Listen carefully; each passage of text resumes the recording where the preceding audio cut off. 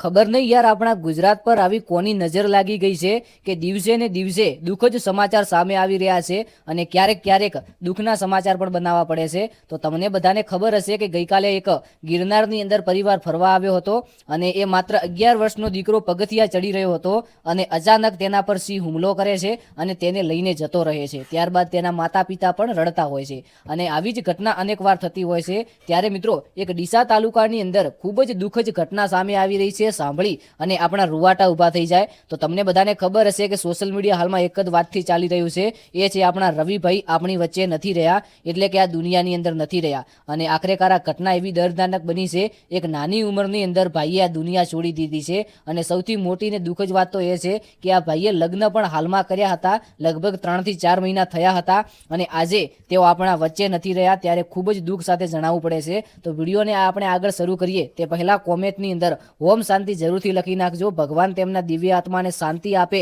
અને તેમના પરિવાર પર જે આ દુઃખ આવી પહોંચ્યું છે આ સહન કરવાની શક્તિ આપે। તો બને છે કંઈક એવું કે રવિભાઈ બાઇક લઈને જતા હોય છે અને આગળ કોઈ વાહન આવી જાય છે। હવે આ બંને અથડાઈ જાય છે અને એક મોટી દુર્ઘટના બને છે। ત્યારબાદ તેમને હોસ્પિટલ લઈ જવામાં આવે છે, પરંતુ ત્યાં તેઓ આ દુનિયા છોડી દે છે અને ખરેખર એક આપણે કહીએ ને કે આભથી તૂટ્યો એ આપણી ગીત સેટ થાય ને, એ આજ ખરેખર બહુ જ દુઃખદ ઘટના એવા આપણા રવિભાઈ આપણી વચ્ચે નથી રહ્યા। ખરેખર આ એક નાની ઉંમરની અંદર વ્યક્તિએ જે નામ કમાયું હતું ને, તમે તેના વિડીયો જોશો ને તો ખરેખર અંદરથી દુઃખ લાગશે કે એક નાની ઉંમરની અંદર એક મા બાપનો દીકરો, એ મા ઉપર શું વીતતી છે, એ બાપ ઉપર શું વીતતી છે, આની બહેન ઉપર શું વીતતી છે। ખરેખર એક અનોખી અને એવી ઘટના બની છે કે વિડીયો બનાવતા બનાવતા પણ આંખની અંદર આંસુ આવી જાય અને કહેવાથી આપણને એકદમ ઇમોશનલ થઈ જઈએ, કારણ કે એ તો જે ખોવે એને ખબર પડે। બાકી એકવાર કોમેન્ટની અંદર હોમ શાંતિ જરૂરથી લખી નાખજો અને હું અને મારી પૂરી યુટ્યુબ ચેનલ એટલે કે આપણે ચેનલ તરફથી તેમને કહીએ છીએ કે ભગવાન તેમના દિવ્ય આત્માને શાંતિ આપે, તેમના પરિવાર પર જે આ દુઃખ જ ઘટના આવી પહોંચી છે, ખૂબ જ દુઃખ પડ્યું છે, તે સહન કરવાની શક્તિ આપે